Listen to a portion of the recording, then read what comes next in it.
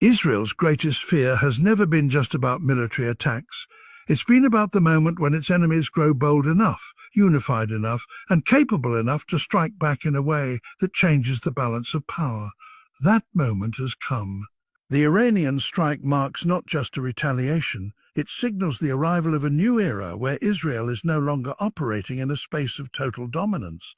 It is the shattering of an illusion, the collapse of an old narrative where Israel could act without direct consequence. Now everything changes. This isn't just about missiles or drones, it's about the shifting weight of power, about alliances hardening and red lines being erased. For decades, Israel has operated with the belief that its technological edge, intelligence dominance, and global backing, particularly from the West, would keep it secure. But Iran has been quietly watching, building, calculating. The moment Israel launched its own operation, it triggered a countdown not just to retaliation, but to transformation. Iran's strike was not wild or reckless. It was strategic. It was a message written in fire. The region is no longer under one hand's control. What terrifies Israel most is not Iran's weapons, it's Iran's patience and clarity. Israel is used to swift victories, to responses that silence opponents. But Iran played the long game, waiting until it had built an arc of influence from Tehran to Beirut, from Baghdad to Damascus. That arc is not theory anymore. It just lit up the sky. And as it did, it connected not just nations, but causes, shared anger, shared loss, shared resistance. For the first time in decades, Israel is confronting the reality that military might alone can't stop what's coming. This strike from Iran shows that deterrence is no longer one-sided. The question now is not if Israel can defend itself. It can. The question is what happens when its enemies no longer fear the consequences of hitting back. That fear was Israel's greatest weapon, and now it's gone. Every move now is being watched. Every decision carries global weight. Superpowers are no longer just supporting from behind the scenes. They're being forced to choose sides openly, and that's dangerous. Because what started as a regional confrontation is now becoming a global chess match, with Iran's strike flipping the board. Inside Israel, fear has changed shape. It's no longer just about rockets overhead, it's about uncertainty below the surface.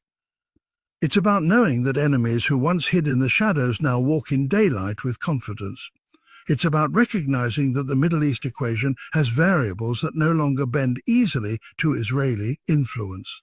The world watched, expecting Israel to do what it always does: hit hard, win fast, move on. But this time the ground is shifting. Iran didn't just launch an attack, it declared that the old rules are broken. And when rules break, chaos follows. But in that chaos, power realigns. This is a defining moment. Israel must now choose between escalation or adaptation, between doubling down or stepping back. But either way, it's clear.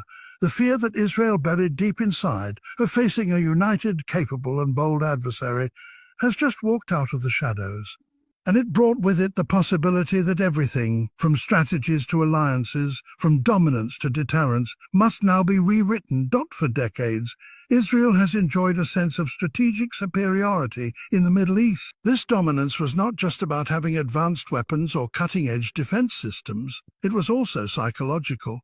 Israel had established a reputation of acting swiftly, decisively, and with overwhelming force.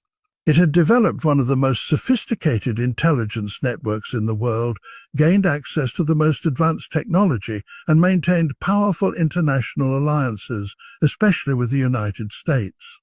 This combination created a belief that no nation in the region could truly challenge Israel without suffering devastating consequences. That belief is now under serious threat. Iran's recent strike was not just an act of aggression, it was a message. It showed the world, and most importantly Israel, that Iran has not only the will but also the capability to strike directly and strategically. This wasn't a random missile fired by a fringe group, it was a state-level operation, calculated and timed to show strength. Iran knew the risk. It knew that striking Israel would provoke a global reaction, and yet it did so anyway. That decision alone shattered the image of Israeli invincibility. For Israel, this changes the rules of the game. The sense of safety that came from assuming no one would dare strike first is now gone. It's not that Israel suddenly became weak, it's that its edge is no longer absolute. Its enemies, especially Iran, have caught up in ways that few thought possible. Iran has been investing heavily in missile technology, drones, cyber capabilities, and regional influence through proxy networks. These efforts were once seen as long-term threats, but with this strike, they became immediate realities. The biggest fear Israel now faces is not necessarily another missile strike. It's the realization that its dominance can no longer guarantee peace or security. The balance of power is no longer tilted entirely in its favor. That changes how Israel must think, plan, and act. It must now consider not just the cost of action, but also the cost of inaction. Every decision becomes more complex when you're not the only one holding power. Internally, this leads to a growing unease. Citizens who once believed that their country was always one step ahead are now asking harder questions. Military planners who once operated with confidence are now re-evaluating assumptions. Political leaders are under pressure to show both strength and caution, two traits that don't always go together. The illusion of untouchable superiority has been broken, and that carries deep consequences for how a nation sees itself.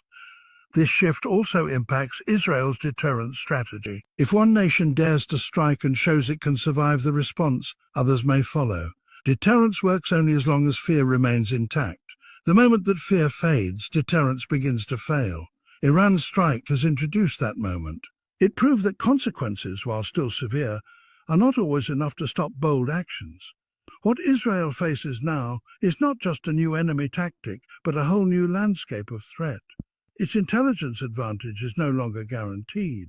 Its air superiority can be challenged. Its assumptions about who will back down in a conflict are being rewritten. These are not small shifts, they're foundational changes. When the foundation of power begins to crack, even the strongest structures must be reinforced, redesigned, or risk collapse. Israel must now adapt to a world where its power is questioned and its strategies must evolve. That is why this moment is more than just a military escalation. It's a turning point. The greatest fear is not the physical damage done, but the symbolic damage to Israel's position in the region. It has to live with the reality that its rivals are no longer afraid to strike, and that changes everything. Iran's strike against Israel was not a reckless or emotional outburst. It was a carefully calculated decision meant to send a message far louder than any speech or diplomatic statement. What made it so significant was not just the fact that it happened, but how it happened. Iran demonstrated a level of planning, precision, and boldness that surprised many observers. It showed that Iran is no longer content to operate in the background through proxies or only respond defensively. Instead, it revealed a new phase where Iran is prepared to act openly and assertively on its own terms, using its growing military capabilities with confidence. For years, Iran has been building its strength quietly. Its focus wasn't just on acquiring weapons or increasing its military budget. Iran was investing in smarter warfare, developing long-range missile systems, drone technology, cyber warfare capabilities, and deepening ties with regional allies. This wasn't about looking strong on paper. It was about preparing for a moment like this, where it could act decisively and reshape perceptions. The recent strike proved that Iran's patience and strategic foresight were not signs of weakness but of a long game coming to life. The nature of the attack showed coordination and clear strategic intent. It wasn't a random barrage meant to cause chaos, it was targeted and timed for maximum impact. Iran chose to strike in a way that would demonstrate capability without overstepping into full-scale war. This balance is crucial because it reflects Iran's understanding of geopolitical consequences. They struck hard enough to break the illusion of Israeli invincibility, but with enough restraint to avoid triggering a massive international response. That level of control shows a nation not driven by desperation but by deliberate strategy. This rising confidence has deeper roots. Iran has spent years under sanctions, political pressure, and threats of military action. Instead of collapsing, it adapted. It strengthened internal resilience, developed alternative trade partnerships, and deepened relationships with countries like Russia and China. These alliances matter because they provide Iran with political backing and economic alternatives, making it harder to isolate. Iran is no longer acting alone. It's acting from within a web of support that increases its leverage on the world stage. What terrifies Israel is not just that Iran has weapons, but that Iran now feels emboldened to use them. That psychological shift, huge. A nation that once feared retaliation now shows it can absorb the risks and still stand tall. Iran is no longer trying to avoid conflict, it's redefining it. That kind of mindset means future confrontations won't be as predictable. Iran has moved from defense to offense, not recklessly but confidently. This shift in behavior has ripple effects. Other nations in the region are watching. If Iran can strike Israel and withstand the response, it sends a powerful message to allies and adversaries alike. It encourages others who feel oppressed or sidelined to consider bolder moves. Iran's example becomes a model of defiance with strategy. That's a dangerous precedent for Israel, which has long relied on the fear of overwhelming response to maintain order. At the core of this moment is a profound transformation. Iran is no longer simply reacting to events, it's creating them. This changes how regional power dynamics work. It forces Israel to think differently about its own security, to understand that deterrence alone may no longer work. When an adversary believes in its own strength and shows a willingness to use it strategically, the entire balance shifts. Israel now faces a stronger, more determined Iran that has just proven it can strike and survive the consequences. That reality cannot be ignored. It must be met with new thinking, new alliances, and a readiness for a world where Iran is not just a threat in the distance, but a force at the center of events. For a long time, Israel's greatest defense was not just its military strength, but the fear it instilled in its enemies. The idea was simple but powerful. If you strike Israel, the response will be so overwhelming that it won't be worth the risk. This strategy of deterrence has shaped the Middle East for decades. It worked not just because of firepower, but because it built a psychological wall that few dared to challenge. That wall has now been breached. Iran's recent strike didn't just test Israeli defenses, it tested the entire foundation of Israeli deterrence. And it succeeded in ways that would have lasting consequences. When deterrence works, it prevents wars before they start. It creates a situation where potential attackers think twice, even 3 times, before making a move. But deterrence relies on the perception of consequences more than anything else. As long as Israel was seen as the dominant force, its enemies were hesitant. They used proxies, made threats, but rarely acted directly. What Iran did changes that. It showed the region and the world that there are now actors willing to face those consequences, and once one actor breaks the psychological barrier, others may follow.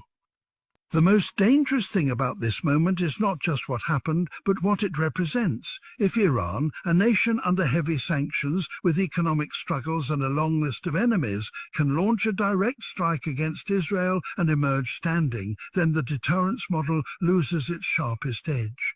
It no longer scares people in the same way. The fear that once held the region in check begins to fade.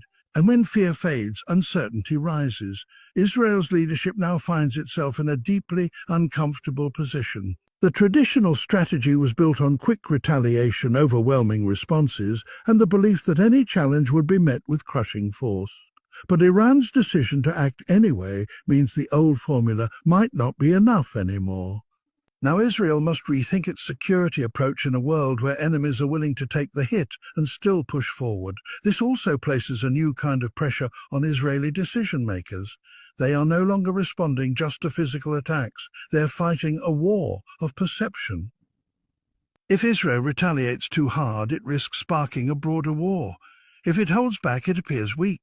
Either path carries serious risks, and those watching from outside, regional enemies, superpowers, even neutral states, are recalculating how they engage with both Israel and Iran. The balance is shifting in real time. Deterrence failing also affects alliances. Allies of Israel, especially in the West, have long supported its right to defend itself with strong responses, but public sentiment is more divided now. The images of conflict are everywhere, and support for endless retaliation is not as strong as it once was. Iran knows this. It understands that perception in the international community matters almost as much as military action. That's why its strike was strategic, not just in aim, but in message The breakdown of deterrence is not about one missile or one airstrike. It's about what happens next. If Israel's enemies believe they can hit and survive, they may hit again. If smaller groups believe the fear is gone, they may act with more aggression. That leads to a more dangerous, more unstable Middle East, one where old rules don't apply and new risks emerge every day. Israel now faces a defining challenge. How does it restore a sense of deterrence without spiraling into full-scale war? How does it adapt to a world where its enemies are no longer afraid to challenge it openly? These are the questions that now define Israel's security future. The era of unquestioned deterrence may be over, and what replaces it will shape not just the future of Israel and Iran, but the future of the entire region. The Iranian strike did not happen in isolation. It was not just about one nation taking action.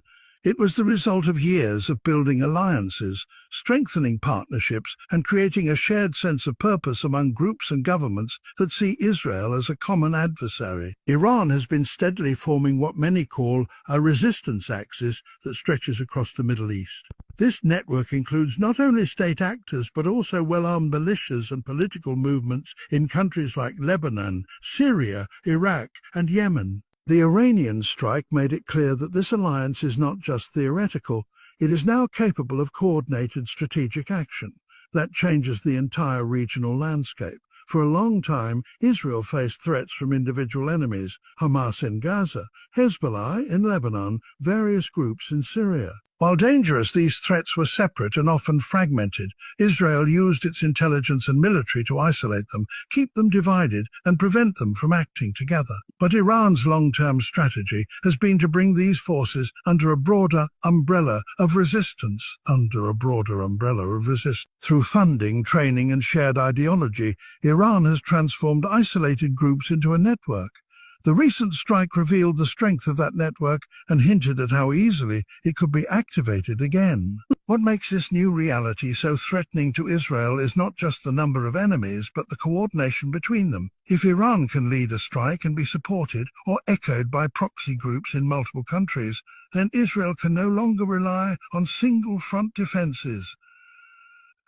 Every border becomes a potential flashpoint. Every region becomes a source of tension. That stretches Israeli resources thin and makes it harder to prepare for all possible scenarios. It's like fighting multiple fires at once. Extinguishing one doesn't mean the others won't grow even stronger. This resistance axis is also political, not just military. It is based on a shared belief that Israel's dominance must be challenged. It ties together groups with different languages, cultures, and goals under a common banner of opposition. Iran has positioned itself as the leader of this movement, offering a vision of defiance against Western influence and Israeli policies. This gives Iran influence far beyond its borders. It becomes the center of gravity for a new regional order that stands in direct contrast to the alliances Israel has built with Western nations. The creation and activation of this axis also send a powerful message to the Arab and Muslim world. It shows that resistance is not just symbolic, it can be real, organized, and effective. This may inspire more groups or governments to align with Iran or support similar efforts. It puts pressure on countries that have normalized relations with Israel, forcing them to reconsider their positions or risk backlash from their own populations.